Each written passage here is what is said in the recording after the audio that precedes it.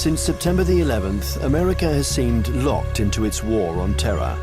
One might believe that American diplomatic horizons stop at the suburbs of Baghdad or Kabul. But while focusing on the vestiges of the World Trade Center, the country is secretly preparing for a new conflict, an undeclared war, but one that is the top priority for the intelligence community and the White House. Ahead of Al-Qaeda, more important than the quagmire in Iraq, the Chinese threat, America's new war.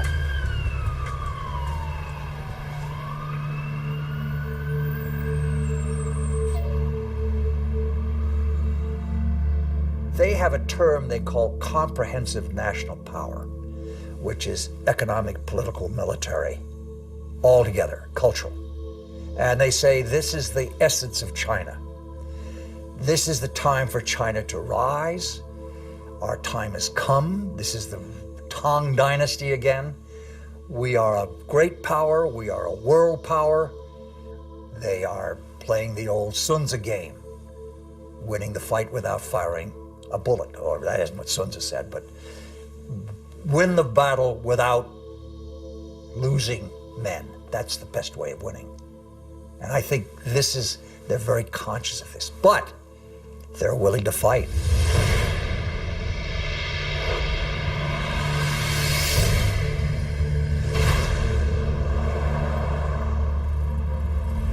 The world will, run by three first-class countries.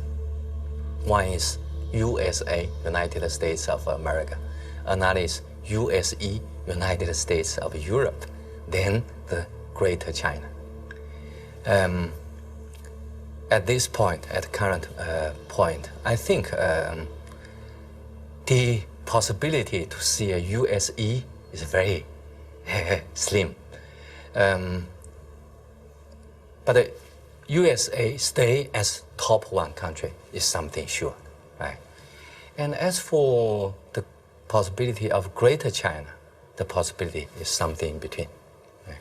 So I tend to think Sino-US relations will be one of the most important bilateral ties in the coming years.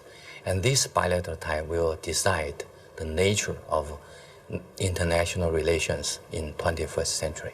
If this bilateral tie is confrontation-oriented, then the whole 21st century will be bound by confrontation.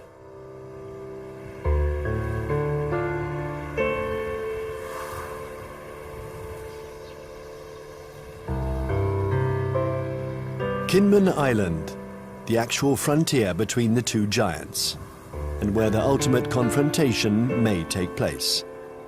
This little island belongs to Taiwan, but it is only 2 kilometers from the Chinese coast. From here, one can see the inaccessible banks of Fujian province, where hundreds of ballistic missiles point at Taipei.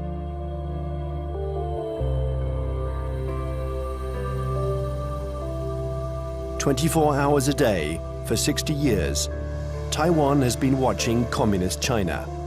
This island, regularly threatened by Beijing, has been bombarded thousands of times. It has never surrendered. America has sent a message to Beijing. The fall of Kinmen would lead to a direct confrontation. We're in the Strait of Taiwan. It's here that a military clash might one day break out.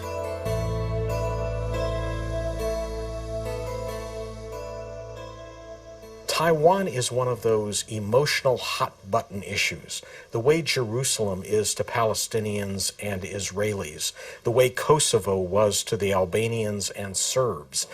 And for most mainland Chinese, Taiwan is rightfully a Chinese province. This was territory that they believe was stolen from China by Japan in the 1895 war, and that the United States prevented reunification during the early stages of the Cold War because of our opposition to communism.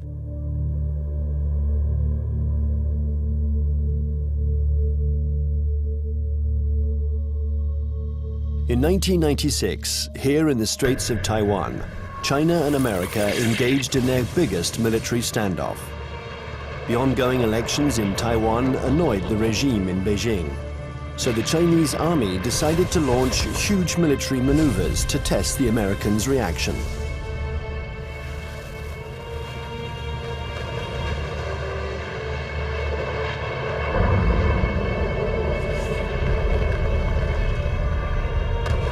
After several days of this Chinese show of force, Washington deployed 2 aircraft carriers. It was the first time the two countries came face to face. For several days, there was extreme tension between the two nuclear powers.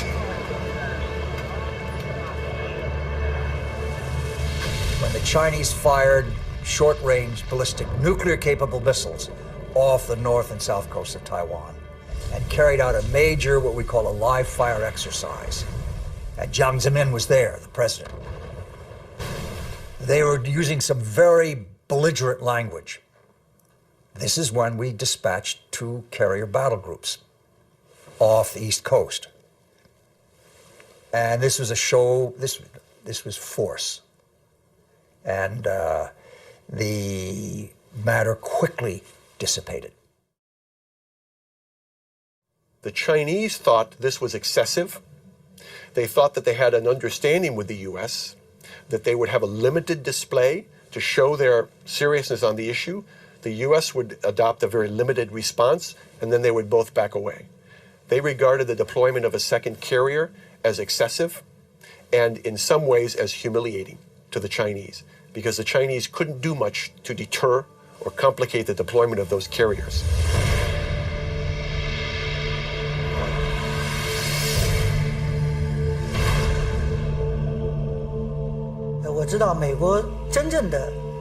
I know this story well, and I can tell you that the truth is very different from the American propaganda. I was there in 1996. The Americans had promised to send an aircraft carrier to Taiwan for Election Day to protect Taiwan. But actually, the only American ship near Taiwan was the electronic spy ship Bunker Hill. And it was more than 200 nautical miles away. And the first American aircraft carrier was 600 nautical miles from Taiwan. So the truth is that the Americans announced that they were coming, but they kept their distance. They wanted at all costs to avoid any incident, and they didn't dare approach our army.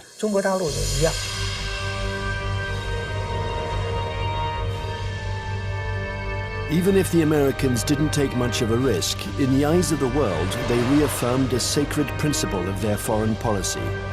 They support Taiwan. And they will continue to do so, regardless of China's growing power. I think believes Taiwan is very important for a number of reasons, not to mention the fact that it's our 8th largest trading partner, our 6th largest market for agricultural goods. It's one of America's most important sources of high-tech semiconductor products. Even though they're imported to the United States via China, they're made in Taiwan. But that, of course, isn't the only thing. The real reason I think America has a commitment to Taiwan is because Taiwan is a democracy. It is, in fact, the most vibrant and dynamic democracy in East Asia. And it's a democracy that came to fruition under the pressure of the U.S. government, primarily the Congress, after 40 years of very tight authoritarian rule by a regime that came from mainland China.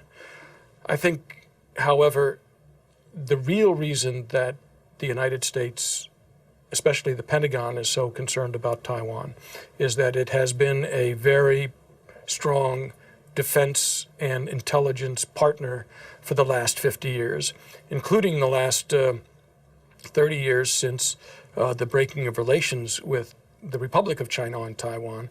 We have still maintained a very strong defense relationship and a very strong intelligence collection relationship with Taiwan.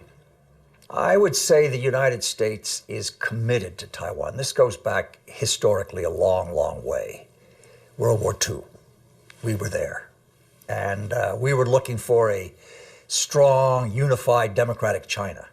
Well, we got 2/3 of it. Strong and unified, not democratic. Now we're calling China a responsible stakeholder. We've got half of it. We've got a stakeholder, but not a responsible one yet. The U.S. feels that we have an obligation, legal, moral, to Taiwan, that we cannot stand idly by and let this be taken over by what looks like an authoritarian, communist-influenced power. This cannot be.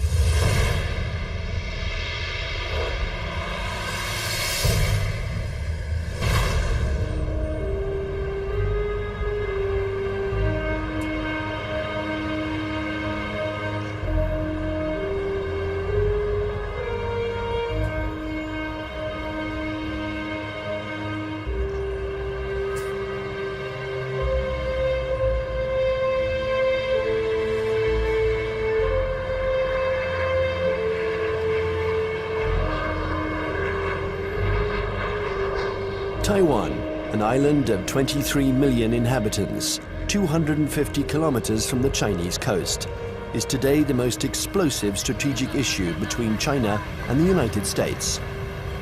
Taipei, the capital, flaunts its economic success. It is one of the biggest centers in the world for the electronics industry. A modern city, free, young, and always noisy. In 1895, Taiwan was invaded by Japan. 50 years later, after the Japanese defeat, peace treaties returned the territory to China, a China which was then in the midst of a civil war between Mao's communists and Chiang Kai-shek's nationalists. When the battle turned in Mao's favor, General Chiang Kai-shek, aided by the Americans, took refuge in Taiwan with his soldiers.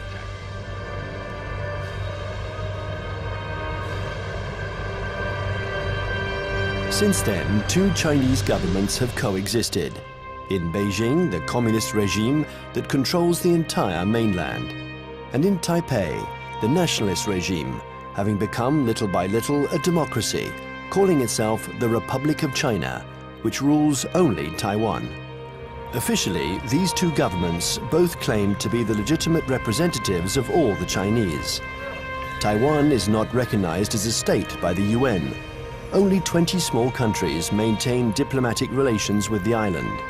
A fragile independence, while Beijing still considers Taiwan as the 23rd province of the People's Republic, a rebel province that the regime intends to reunite with the motherland. I would say two major motivations. There are many others, but two major ones. The first one is national pride, unification of China. They are committed to this. This is a strong emotional drive in China. And you don't downplay it. It's real. It's powerful. The second is strategic. They know through history, if Taiwan is in unfriendly hands, that China is very badly affected. If you turn the globe around, and if you were the Navy commander of the Chinese armed forces, then you will see the only way to protect my coastline is to extend our defense and power projection capability far away from our territory. Why I need to do that? Because the economic center, financial center, education center, production center of today's China is all on the coastline. So the Navy's mission is to make sure that nobody touched this so I can continue to grow. To go out, you have a big stone right there. You can go other places, but there is a stopper, a stone blocking your way, and that's Taiwan. Now, Taiwan depends on the outcome of elections that could change its executive power and stock market risks that can endanger its economy. Beijing, nevertheless, has understood that whatever the mood on the island, especially when it is favorable to political reconciliation, the strategy must never change. Imperturbable, the communist regime continues. On one hand, to offer Taiwan favorable business privileges on the mainland. On the other hand, it regularly reiterates its military threats. If the Taiwanese are too insistent about their desire for independence, they're going to have to fight for it. Whatever Taiwan's political tendencies, Beijing's position doesn't change one iota.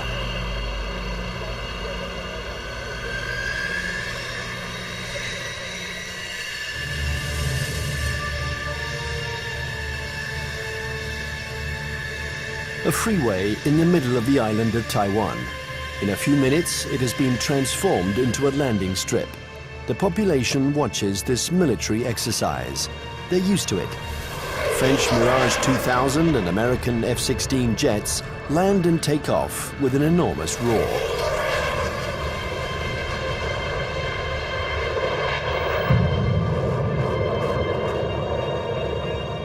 Faced with the uncertainty of American support, Taiwan organizes its own defense. Everyone knows that the airports will be the first target. Strategists on both sides of the strait affirm that the war will first begin with an air battle.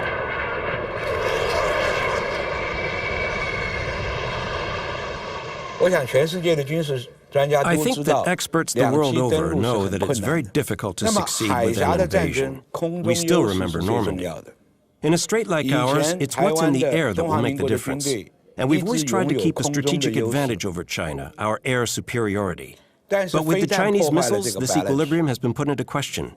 They can destroy our airports. And if they are destroyed, we lose our only advantage over China, our air superiority.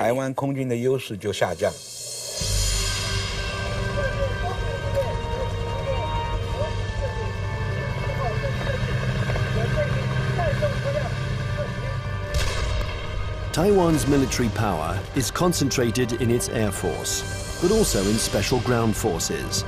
They are training to face the Chinese People's Liberation Army. In the event of a conflict, they expect elite Chinese troops to parachute onto the island to attack strategic targets.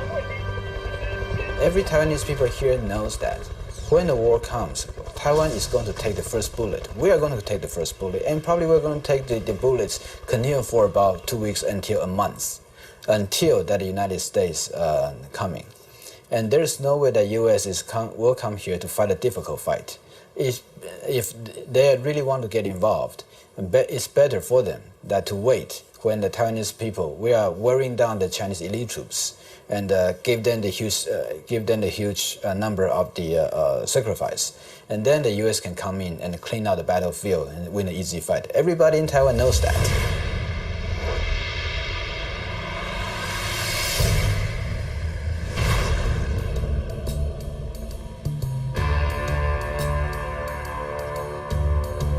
In Washington, the scenario of the next confrontation is a constant preoccupation. They know that Chinese military power has increased significantly. But how the Pentagon will react in case of a new Taiwan crisis remains a mystery. It's certainly not automatic, the support for Taiwan. It never has been. The United States has always maintained a policy of so-called strategic ambiguity, in which neither Beijing nor Taiwan can know clearly what the U.S. response might be under any given set of circumstances. I think that 10 years later, from 1996, the missile crisis in the Taiwan Strait, to 2007, we would approach the Taiwan issue with a little bit more caution. We would approach the Taiwan issue with a lot more caution. What this means, I think, is that we would be probably resupplying Taiwan by air. We probably would put a active duty military contingent on Taiwan rather than risk putting our ships in harm's way. Coming away from this crisis, the U.S. has concluded that I think there's been problems in what they've concluded. The U.S. has concluded that the Chinese were somewhat intimidated by the U.S. deployments, and that in fact they now know the U.S. is very determined to use force if necessary to ensure peace and stability in the Taiwan Strait.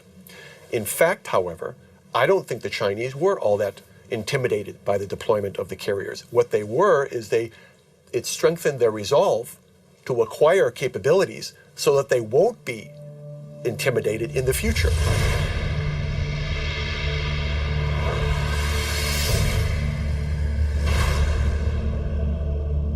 Since the 1996 confrontation between China and the United States around the Taiwan issue, I think China's military modernization speed up.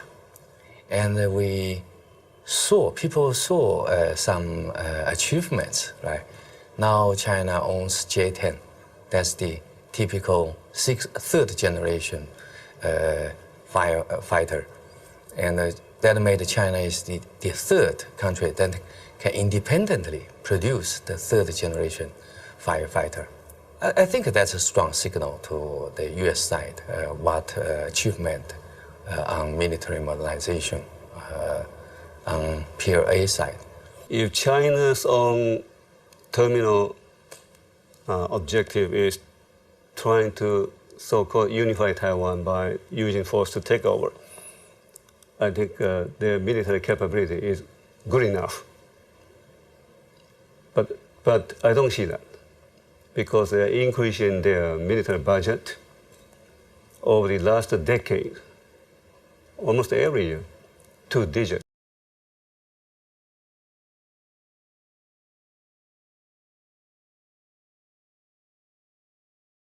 And their budget is not transparent. Some observers calculated, they said, well, in fact, the real number could be triple or double the current budget that they made it public. So why they are doing it? They even, for instance now, they even try to show off they have the capability to destroy the satellite circling around in space. Why they did it? Because they want to show to the rest of the world that we are capable of one day becoming a superpower, maybe overtaking the United States.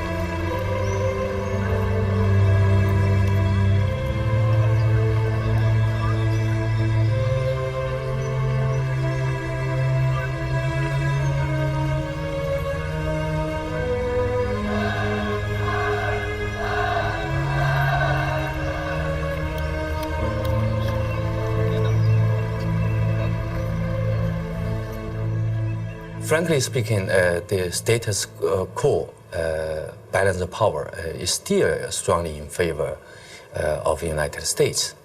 But the situation of balance of power is under change. And I think time is on China's side.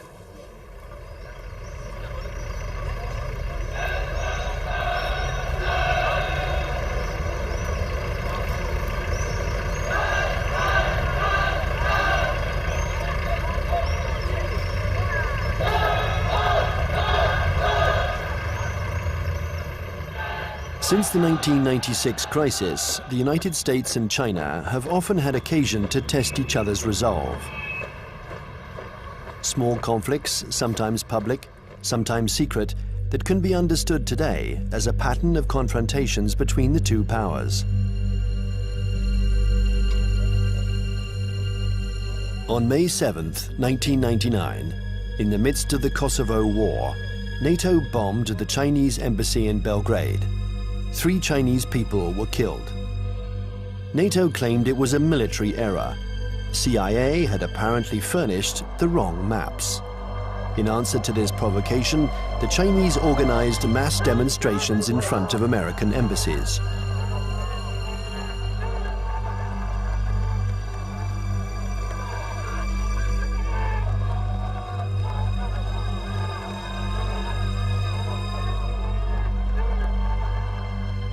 Less than 2 years later, China had its revenge. The 1st of April 2001, an EP-3 took off from its base in Japan. It's a spy plane that flies regular electronic surveillance missions along the Chinese coast.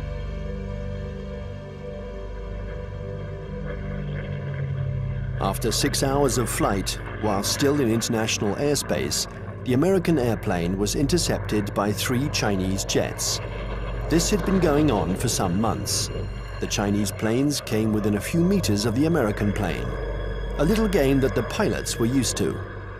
One of the Chinese pilots was Wang Wei, and the crew of the EP-3 knew him well. He had already shown through his past interceptions of U.S. aircraft that he was willing to take some very serious risks in coming very, very close to U.S. aircraft. They knew him well. Smart Alec, hot dog we call him. He's in the thing and screw you, and Sam, he comes up like this. Well, he comes a little bit too close.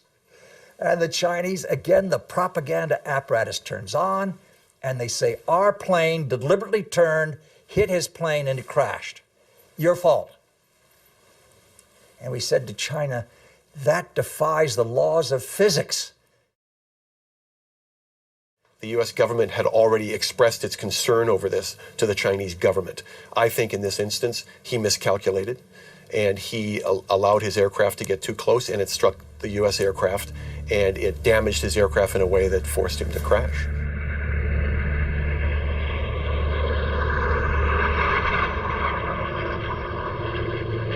The Chinese jet plunged into the sea.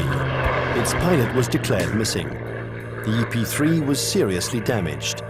It was forced to make an emergency landing, but the closest airstrip was a Chinese military airbase. The airplane succeeded in landing there, but it was now in Hainan, and the crew was immediately taken prisoner. Our air crew is immune to PRC jurisdiction. For the next 10 days, China and the US would perform a diplomatic ballet, each accusing the other of responsibility for the accident. Beijing refused to liberate the crew. This bought time for their military experts to inspect and dismantle the American airplane, which was jam-packed with secret defense equipment. Oh, they got the equipment from the plane, and they studied it and took all these things from it. Yeah, they got something. But I mean, it's no big deal. Finally, 10 days later, a letter from the US ambassador apologized for the death of the Chinese pilot, and the crew was freed. What was left of the EP-3 was loaded onto a huge Antonov transport plane. Direction, the United States.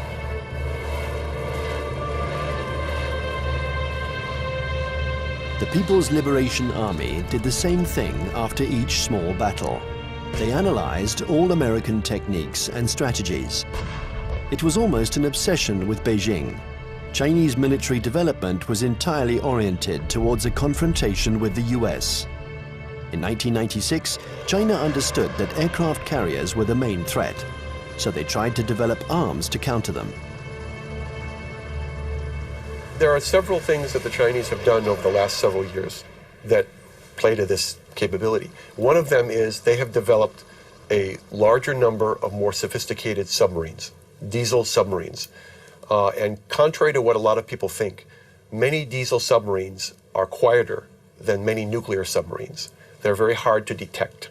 The Chinese have built a significant number of new types of diesel submarines. They've also developed a significant number of new varieties of surface warships. Both of these sets of capabilities have application to the Taiwan situation. And the Chinese have deployed the submarines in some instances to areas well beyond Taiwan. They've deployed them around Guam, which is now becoming an area of increased U.S. military presence in the Pacific. They've shown by doing this that they have the capability to deploy submarines into far deep water areas.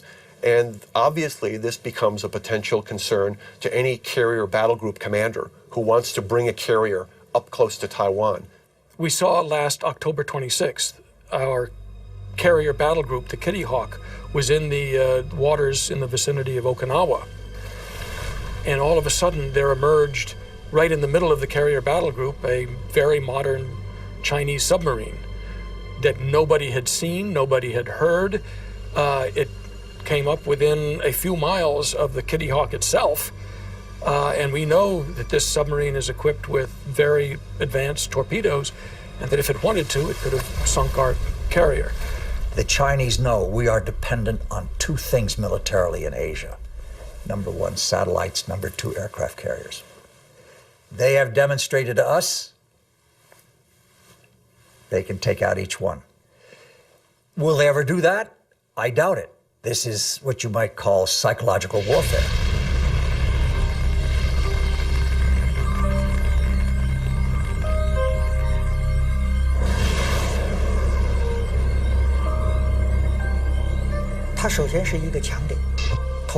Satellites are an American strong point. But if you look closely, they can also be a weak point. The U.S. relies on satellites to control their entire communications network, and that's a weakness.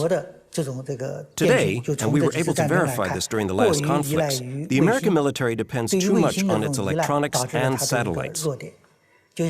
This dependence reminds me of the Greek legend. The powerful Achilles, who was invulnerable, except for his heel. And satellites are a little like the American Achilles heel. The 11th of September 2006, the People's Liberation Army launched a missile that destroyed one of its own satellites. The explosion in space was obviously immediately detected by the Pentagon. There was consternation in Washington. Nobody had anticipated this Chinese initiative. The Chinese have had an anti-satellite program for some time now, and it's designed primarily to, again, to deter the United States or to complicate U.S. decisions in the event of a crisis. So yes, I think the recent shot by the missile to fire against their own satellite and shoot down their own satellite was designed to convey a signal to the United States about the fact that the Chinese are not simply going to sit back, in their view, and allow the U.S. to have predominant influence. They are going to try to influence the situation, in this case, in sort of an asymmetrical way, by threatening what is regarded as one of the critical areas of U.S. surveillance. The Chinese army has also developed another system to blind American satellites. These are giant lasers that don't destroy them, but blind them enough to make them useless. This isn't science fiction, but a technology that is already in use.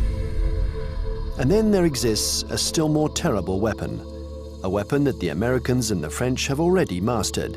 Its development was a priority for the Chinese army. The Chinese have followed very closely the American dependence on the electromagnetic spectrum, the use of communications and networking among satellites and ships and command systems to fight a war. They saw what happened in the first Gulf War, they saw what happened in Kosovo, they watched Afghanistan, they watched the second Gulf War, and they realized that we are more and more dependent on the electromagnetic spectrum and moving communications back and forth.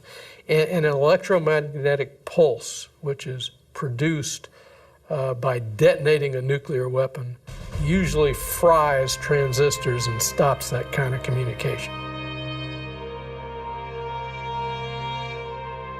An electromagnetic impulse weapon uses a nuclear explosion to generate an electromagnetic wave. When this wave hits boats or planes, it instantaneously destroys all electronic equipment. No one dies, provided they are far enough away from the nuclear explosion. But the American battleships, totally dependent on electronics, would immediately be disabled. The Pentagon report described a nuclear detonated or nuclear generate EMP. I asked people in Pentagon, why don't you say they have conventionally generated EMP? They say, we don't want them to know whether we know them. The conventionally generated EMP is less problematic and it is more useful or more usable, because when you have this EMP, there would be no nuclear fallouts. There would be less international protests. They already have it.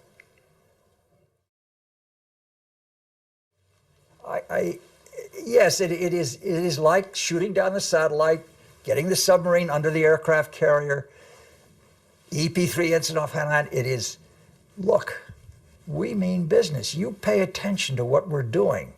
We're publishing the figures that our military budget is going up because we are creating a strong defense against you.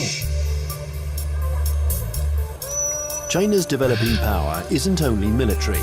The regime has understood that it has to make use of every citizen, every business, every organization in its confrontation with the United States.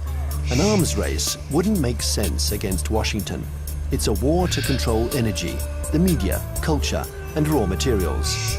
And facing an America that overconsumes, that is deeply in debt, an America weakened by its own excesses, China counters with its best weapon, its breathtaking economic growth. The new threat isn't the classic military threat, direct confrontation between one country and another. Today it's no longer guns against guns, airplane against airplane, or tank against tank. Confrontation takes many forms, in many different areas. For example, in finance or the media, there can be attacks in all these areas. The object of these new kinds of conflicts is the same as in a conventional military confrontation, forcing the enemy to accept certain conditions. It's still war, but war today goes beyond this military domain. It's what we call an unrestricted war. One has to learn to decode the battles in this new war. Sometimes they are small events that seem harmless at first. Thus, on February 27, 2007, the main American stock indexes plunged. Paris had just lost 3%. New York is in an uproar. The cause of this mini crash began with a tornado that originated on the other side of the world, in Shanghai. Suddenly, and with no apparent reason, the stock market there lost 9%, and it took the whole planet down with it. Nobody really understands what happened, but in New York, they pondered the lesson. China had just shown that it could use its new economic power to destabilize its adversaries, above all when they are weakened, like the United States, by the subprime crisis. Beijing uses economy in several ways. First, by influence. Well, in Southeast Asia, worldwide. They invest money when the leaders visit that capital. Then they sign some agreements. The second is what you said. They would only hint at something they might do.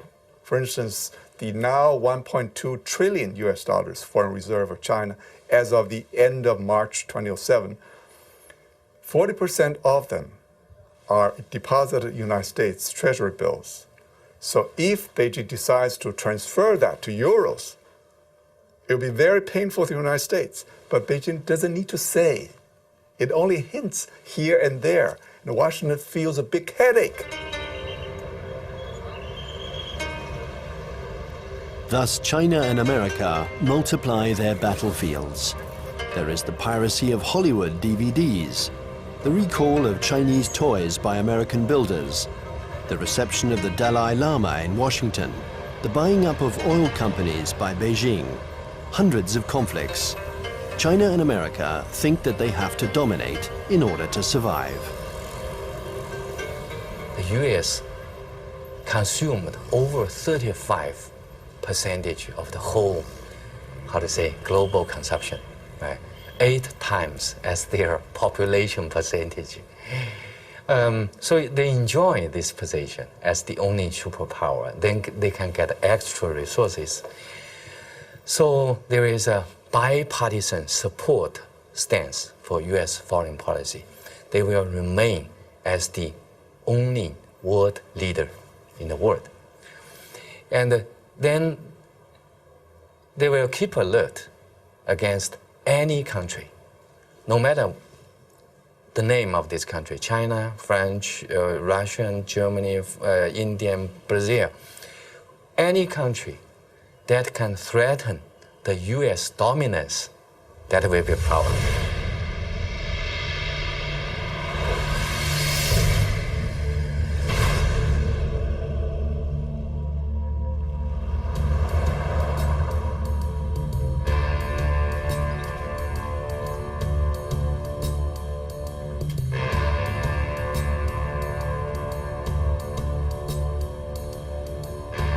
In Washington, China has become the major preoccupation of every administration. China is a competitor in the realms of economics, media, and technology. World hegemony is no longer measured by the number of nuclear warheads.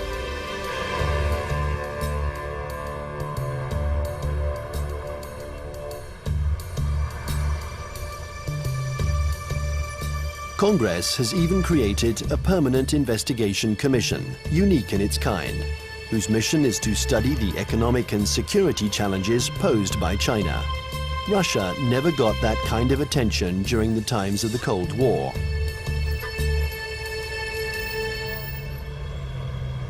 There is a global plan from China. They have two. One was started in March 1986, called the 863 program, and one in March 1997 called the 973 program. The first, the 863 program, called the Torch Plan, was a global plan designed to gather and bring to China dual-use technologies that could be used to improve China's technological base and economy and industry while improving its military capacity.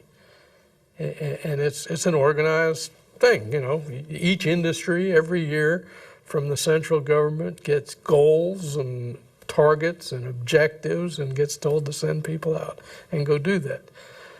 So it is organized, and it's not perfect, but it's organized. And the 973 plan is a parallel designed to improve their capacity in basic research and innovation. People in the States pay too much attention to China. So there are some oversensitive on China. Then this oversensitive leads to a lot of, over-exaggerate conclusion. So that's no good to find the real fact. I think the real fact is that the economic power of China is still far ahead of, far lack of United States, not to mention military power.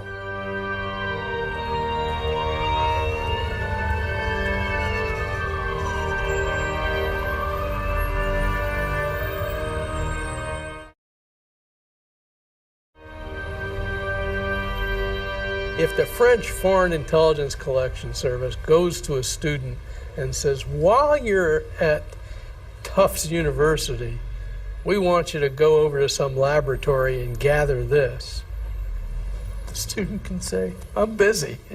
It's going to interfere with my dissertation.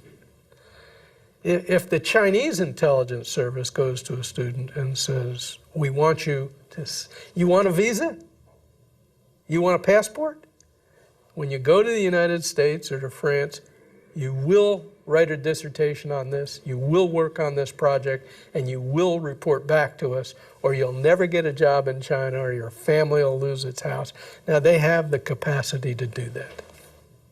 The United States cannot maintain itself as a superpower if we allow our industrial production to be offshored, to be outsourced. And that's what's happening now. We're finding very large amounts of our basic core industries. And I don't mean just like steel. Steel is one of them, copper, basic, resources. But things like semiconductors. And when we find that our semiconductor industry has gone from 12, state-of-the-art wafer fabs to 3, because more and more are being built in Taiwan and Japan and, well, not in Japan, in South Korea. And in China, if we're allowing our, state-of-the-art, cutting-edge electronic science and technology research and development move to China, we can't survive as a superpower.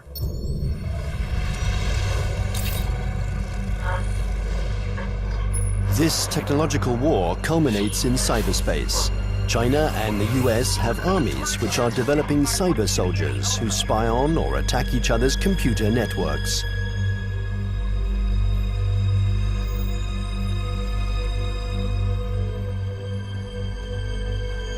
In March 2006, the US State Department decided to buy 16,000 computers from Lenovo, the Chinese company that had just bought out IBM. Some of these computers were meant for networks that circulate secret defense data. Larry Wurtzel and his commission intervened to stop the delivery.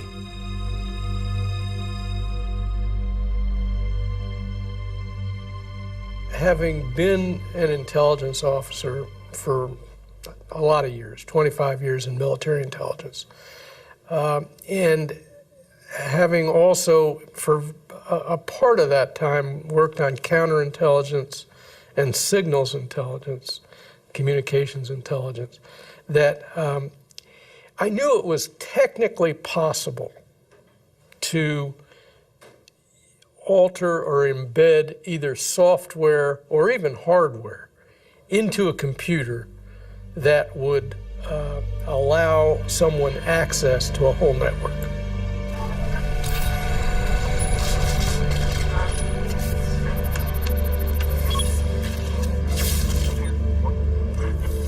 The entire Bureau of Export Controls of the Department of Commerce was attacked and shut down by, turns out, hackers from China.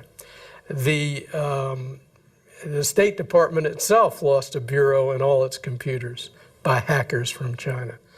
The National Defense University of the United States had its computer systems shut down, and the Naval War College had its computer system shut down. Other computer systems, government computer systems, have been attacked. And I think General Cartwright, the commander of the U.S. Strategic Command, has recently testified in front of Congress about this. So I knew these things were going on.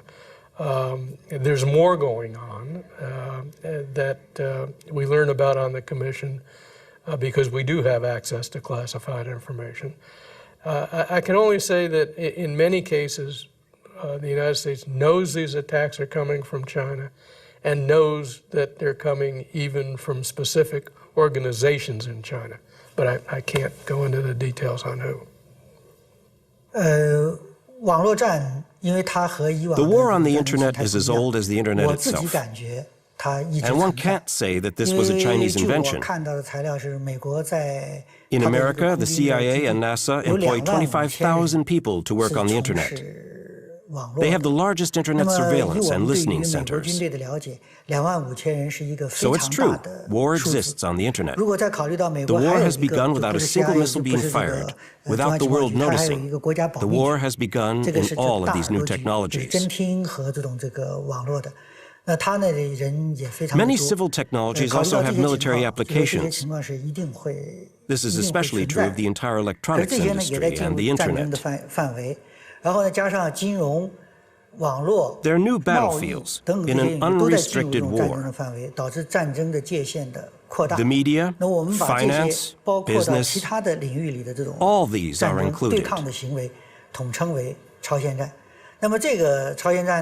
It's a war because there is real antagonism, and both parties try to take advantage of their adversary. It's a new form of war, the unrestricted war.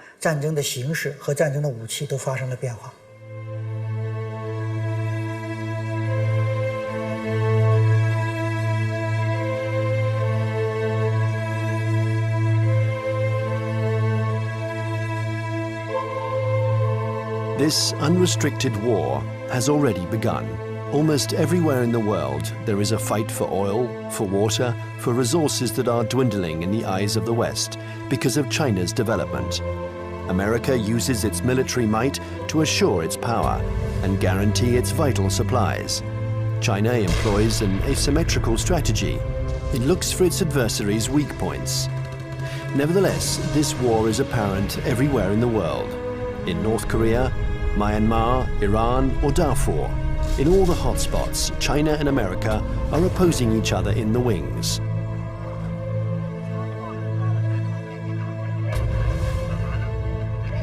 remember the words of Deng Xiaoping: there cannot be two tigers on the same hill.